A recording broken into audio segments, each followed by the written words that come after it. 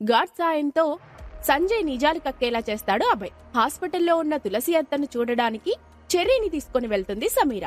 అక్కడికి వచ్చిన గోపాల్ ఫ్యామిలీ తనని అమృత ఫార్మసీ డాక్యుమెంట్స్ మీద సంతకం చేయాలని ఫోర్స్ చేస్తారు.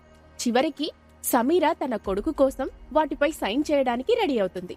అక్కడే ఉండి అన్నీ అబ్జర్వ్ చేస్తున్న చెర్రీ సంతకం చేయకుండా సమీరని ఎలా ఆపాలా అని ఆలోచిస్తాడు.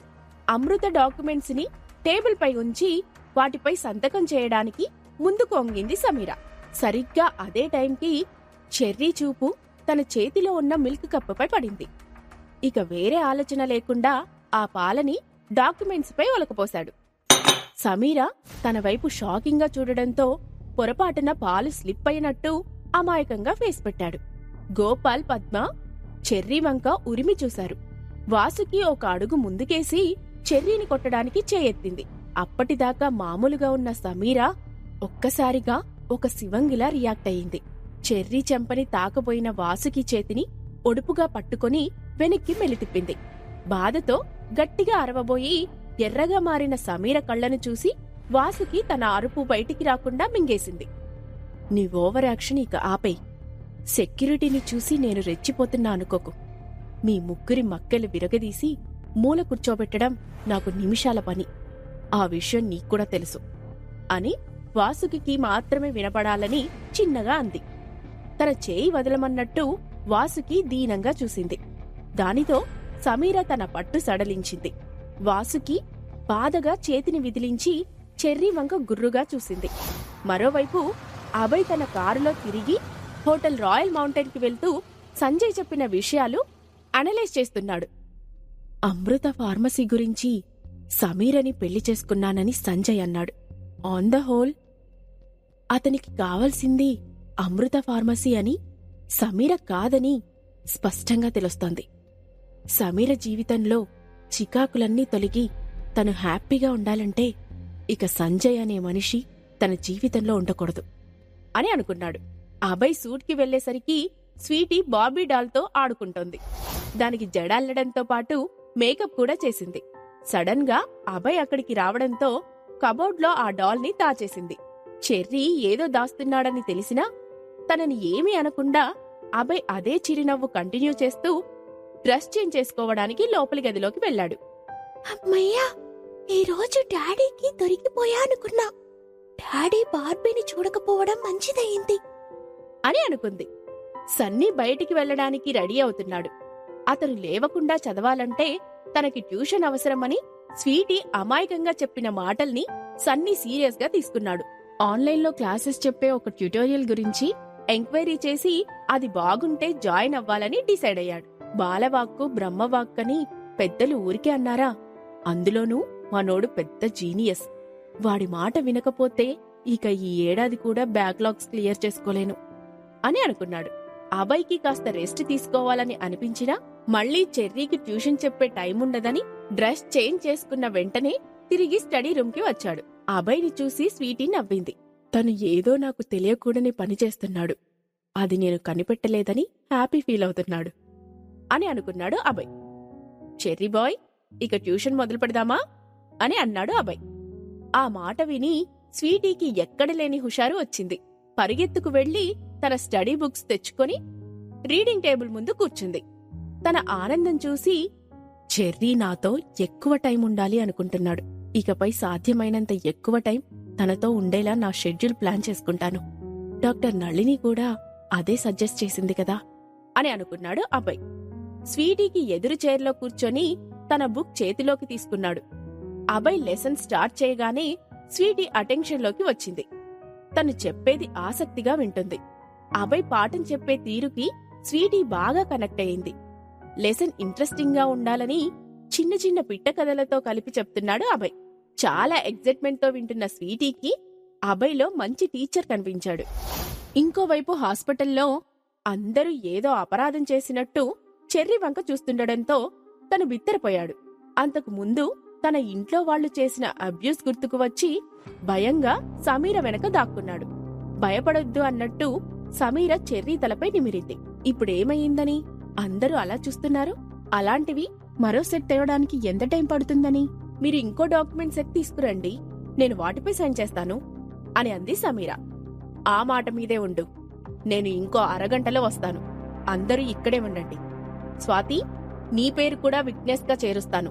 నువ్వు కూడా సైన్ చేయాల్సి ఉంటుంది అని అన్నాడు గోపాల్. స్వాతి ఏమీ మాట్లాడకుండా మౌనంగా నిలబడింది. నేను ఈ డీల్ చాలా అన్ఫేర్ అనుకుంటున్నాను. అలాంటి నాతోనే వీటి మీద సాక్షి సంతకం చేయించాలి అనుకుంటున్నాడు. నేను సాక్షిగా ఉంటే ఫ్యూచర్లో సమీర వీళ్లకి ఎగెనెస్ట్ గా ఎలాంటి లీగల్ యాక్షన్ తీసుకోదని కొత్త ఎత్తు వేస్తున్నాడు. నిజంగానే గోపాల్ మామయ్య గుంటనక్క అని అనుకుంది స్వాతి. స్వాతి ముఖంలో రంగులు మారడం చూసి ఇప్పుడు దీన్ని ఎవరు లెక్క చేస్తారు అని అనుకుంటూ పాలమరకలైన డాక్యుమెంట్స్ ని పట్టుకొని గోపాల్ బయటికి వెళ్లిపోయాడు. పార్కింగ్ ఏరియాలోకి వెళ్తూ తన లాయర్కి కాల్ చేశాడు. ఒక విట్నెస్ గా స్వాతి పేరు చేర్చి ఇంకో సెట్ డాక్యుమెంట్స్ తయారు చేయాల్సిందిగా రిక్వెస్ట్ చేస్తూ అతనికి స్వాతి వివరాలు చెప్పాడు. గోపాల్ని వెంటనే బయలుదేరి రమ్మని, అతను వచ్చేలోగా డాక్యుమెంట్స్ రెడీ చేస్తానని లాయర్ అనడంతో గోపాల్ తన కారులో అక్కడికి బయలుదేరాడు. తను పాలు ఒలకపోసి పాడు చేస్తే సంతకాలు ఆగిపోతాయని అనుకున్న చెర్రీ ఇప్పుడు మరో సెట్ తీసుకువస్తానని గోపాల్ బయలుదేరడంతో వాటిపై అమ్మ సైన్ చేయకుండా ఆపడం ఎలాగా అని తీవ్రంగా ఆలోచించాడు. ఒకవేళ డాడీ చెప్తే అమ్మ వింటుందేమో అని అనుకున్నాడు. తనకి ఒక ఐడియా వచ్చింది. సమీరకు చిటికెన వేలు చూపించి అక్కడే ఉన్న అటాచ్డ్ బాత్రూంలోకి దూరాడు. అప్పటిదాకా అండర్వేర్ పాకెట్లో దాచిన స్వీటీ సెల్ ని తీశాడు. బయటికి వెళ్లినప్పుడు కమ్యూనికేట్ చేయడానికి దానిని వాడమని స్వీటీ చెర్రీతో చెప్పింది. చెర్రీకి టెన్షన్ గా ఉండడంతో తన ఒళ్ళు చెమటతో తడిసిపోయింది. ఫోన్ జారిపోతుందని చేతికి అంటిన చెమటని ఫ్రాక్ అంచుతో తుడుచుకున్నాడు. Don't sign the documents, I know your son Abhay అని డాడీ సెల్ నుంచి అమ్మ సెల్ కి టెక్స్ట్ చేయమంటూ స్వీటీ దగ్గర ఉన్న ట్యాబ్ కి మెసేజ్ చేశాడు. వెంటనే స్వీటీ నుంచి ఎలాంటి రెస్పాన్స్ రాకపోవడంతో చెర్రీలో మరింత టెన్షన్ పెరిగింది. ఇక ఎక్కువసేపు అక్కడ ఉంటే అనుమానం వస్తుందని ఆ సెల్ ని స్విచ్ ఆఫ్ చేసి తిరిగి తన అండర్వేర్ పాకెట్లో పెట్టుకున్నాడు. బాత్రూం డోర్ తీసి సమీర పక్కకి వచ్చి నిలబడ్డాడు. అక్కడే కూర్చున్న పద్మ, వాసుకి సమీర వంక అదోలా చూడడం చెర్రీ గమనించాడు. వీళ్ళంతా బ్యాడ్ పీపుల్, అమ్మని వీళ్లతో ఇక మాట్లాడవద్దని చెప్తాను అని అనుకున్నాడు. సమీర వెళ్లి తులసి అత్త కాట్ దగ్గరికి తన చైర్ జరుపుకొని కూర్చుంది. తులసి చేతిపై మెత్తగా రాస్తూ ఏదో ఆలోచనలో పడింది. వాసుకి పద్మ దగ్గరకు తన చైర్ జరుపుకొని కూర్చుంది. ఆ తల్లి కూతుళ్ళు ఏవేవో గుసగుసలాడుకుంటూ మాట్లాడుకుంటూ చెర్రీ వంక చూడడం స్వాతి గమనించింది. అలాంటి చెడ్డ మనుషుల చూపు ఎక్కువ పడకూడదని స్వీటీని కారిడార్లో తిప్పుతానని అంటూ రూమ్ బయటికి వెళ్ళింది. వాళ్ల వెనక వెళ్లమన్నట్టు సమీర గార్డ్స్ కి సైగ చేయడంతో అతను స్వాతి చెర్రీలను ఫాలో అవుతూ వెళ్లాడు. అభయ్ వాళ్ల సూట్లో ట్యూషన్ అయిపోయాక అభయ్ స్వీటీతో చెస్ ఆడడం మొదలుపెట్టాడు. అలాంటి ఆటలు స్వీటీకి చాలా ఇంట్రెస్ట్ కాబట్టి తను పూర్తిగా గేమ్లో మునిగిపోయింది. అభయ్తో పోటీపడి ఆడుతోంది. ఈ మధ్య గేమింగ్ లో చెర్రీ షార్ప్ అవుతున్నాడు. ఇదివరకు 4 ఎత్తులు కూడా వేయకముందే ఓడిపోయేవాడు అని అనుకున్నాడు అభయ్. ఇంతలో అతని సెల్కి కాల్ వచ్చింది. అది అర్జెంటుగా అటెండ్ అవ్వాల్సిన కాల్ కాబట్టి గేమ్ మధ్యలో ఆపి తన ఆఫీస్ రూంలోకి వెళ్లాడు. డాడీ చేతిలో సెల్ చూశాక తను మెసేజెస్ చెక్ చేసి చాలాసేపయిందని స్వీటీకి గుర్తుకు వచ్చింది. వెంటనే ట్యాబ్లో మెసేజెస్ ఓపెన్ చేసింది. చెర్రీ మెసేజెస్ చూసి స్వీటీ కళ్ళు పెద్దవయ్యాయి. అమ్మ ప్రాబ్లంలో ఉందని అర్థమై కాంటాక్ట్ చేద్దామని చూసింది కానీ తన దగ్గర ఉన్న సెల్ స్విచ్ ఆఫ్ లో ఉన్నట్టు తెలియడంతో ఇక చెర్రీ చెప్పినట్టు చేయడానికి రెడీ అయ్యింది. డాడీ సెల్ నుంచి అమ్మకి మెసేజ్ చేయాలంటే ముందు డాడీ దగ్గర సెల్ తీసుకోవాలి. కానీ నేను అడిగితే ఇస్తాడన్న గ్యారంటీ లేదు. పైగా నేను దాన్ని ఎందుకు అడిగానా అని డౌట్ కూడా పడతాడు. కాబట్టి డాడీకి తెలియకుండా తన సెల్ తీసుకోవాలి అని ఆలోచించింది. అభయ్ కాల్ మాట్లాడడం అయిన వెంటనే తిరిగి స్వీటీ దగ్గరకు వచ్చాడు. తనతో అలా పోటీపడి ఆడడం అతనికి హ్యాపీగా అనిపించింది. స్వీటీ ఆటని త్వరగా ముగించాలని కొన్ని రాంగ్ మూవ్స్ చేసింది. దానితో అభయ్ ఆ గేమ్ ని విన్ అయ్యాడు. హే ఐ వాన్ అని గాలిలో పంచులు విసిరాడు. అభయ్ వంక నవ్వుతూ చూసిన స్వీటీ ఇక తన మిషన్ కంప్లీట్ చేయాల్సిన టైం వచ్చిందని అనుకుంది. ముందు అభయ్ సెల్ ఎక్కడ ఉందో అని సెర్చ్ చేసింది. అది అభయ్ చుట్టుపక్కల కనిపించకపోవడంతో ఆఫీస్ రూంలోనే పెట్టి ఉంటాడని అక్కడికి వెళ్ళింది. సెల్ ఛార్జింగ్ పెట్టి కనిపించింది. డాడీ, నాకు వైట్ కలర్ A4 షీట్స్ కావాలి, తీసుకోనా? అని అక్కడి నుంచే అరిచినట్టు అడిగింది. ఓకే అని అభయ్ అదే వాయిస్లో అన్నాడు. అతను ముందు గది సోఫాలో కూర్చొని టీవీలో న్యూస్ ఛానల్ పెట్టాడు. స్వీటీ ఆ వైట్ షీట్స్ మధ్య అభయ్ సెల్ దాచి వెంటనే స్టడీ రూంలోకి వెళ్లి తలుపు లాక్ చేసింది. దొంగ పని చేస్తున్నందుకు స్వీటీ గుండె వేగంగా కొట్టుకుంది. చెర్రీ పెట్టిన మెసేజ్ ని అభయ్ సెల్లో టైప్ చేసి ఆ టెక్స్ట్ ని వెంటనే సమీర నెంబర్కి పాస్ చేసింది. తన పని అయిన వెంటనే ఆ మెసేజ్ డిలీట్ చేసి డోర్ ఓపెన్ చేసింది. మిగిలిన పేపర్స్ పెట్టడానికి వెళ్తున్నట్టు ఆఫీస్ రూమ్ కి వెళ్లి అక్కడ సెల్ ఛార్జింగ్ పెట్టింది. వెనక్కి తిరిగిన స్వీటీకి తన వెనకే చేతులు కట్టుకొని నిలబడ్డ అభయ్ కనిపించడంతో స్టన్ అయిపోయింది. నీకు ఆకలి వేస్తుందా? కింద రెస్టారెంట్కి వెళ్లి ఏమన్నా తిందామా అని అడిగాడు అభయ్. ఆ మాటలకు స్వీటీ ఎగురుకుంటూ వెళ్లి అభయ్ కాళ్లని చుట్టుకుంది.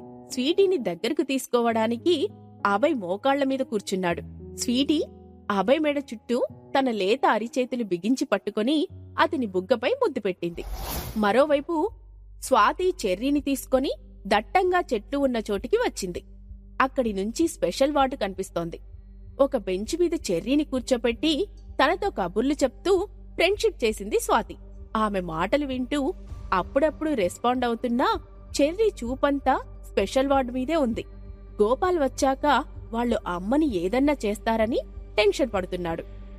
ఇంతలో అక్కడికి సెక్యూరిటీ అతను రావడం చూసి, మీరు మా అమ్మ దగ్గర వెళ్లి ఉండండి, లోపల బ్యాడ్ పీపుల్ ఉన్నారు అని అన్నాడు. ఆ మాటలు విన్న గార్డ్, మేడం దగ్గరకు వేరే సెక్యూరిటీ గార్డ్ని వెళ్లమని చెప్పాను అని అన్నాడు. తర్వాత వాళ్లకి కాస్త దూరంలో నిలబడ్డాడు. అమ్మ పట్ల స్వీటీకి ఎంత కన్సర్న్ ఉందో అర్థమవడంతో స్వాతి చెర్రీని దగ్గరకు తీసుకొని తలపై ముద్దు పెట్టుకుంది. మీ అమ్మ చిన్నప్పటి నుంచి చాలా కష్టపడింది. ఆమె కష్టాలన్నీ తీరిపోవడానికి నీలాంటి కూతుర్ని దేవుడు తనకి గిఫ్ట్గా ఇచ్చాడు అని అంది. ఇంతలో వాళ్లకి గోపాల్ చేతిలో పేపర్స్ పట్టుకొని హడావిడిగా స్పెషల్ వార్డు వైపు వెళ్లడం కనిపించింది. వాళ్ళిద్దరికీ ఆ జరగబోయే డీల్ ఏమాత్రం ఇష్టం లేదు. సమీరను వాళ్లు ఖచ్చితంగా మోసం చేస్తారు. గోపాల్ ఎట్టి పరిస్థితుల్లోనూ ఆమెకి తన కొడుకు గురించి చెప్పడు.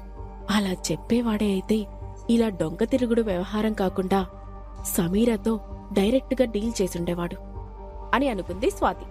చెర్రీని తీసుకొని తిరిగి స్పెషల్ వార్డు వైపు వెళ్ళింది. వాళ్ల వెనకాల వచ్చిన సెక్యూరిటీ గార్డ్ డోర్ అవతల నిలబడ్డాడు. చెర్రీ రూంలోకి వెళ్లి చూసేసరికి ఇందాక గార్డ్ ప్లేస్ లో వేరే గార్డ్ కనిపించాడు.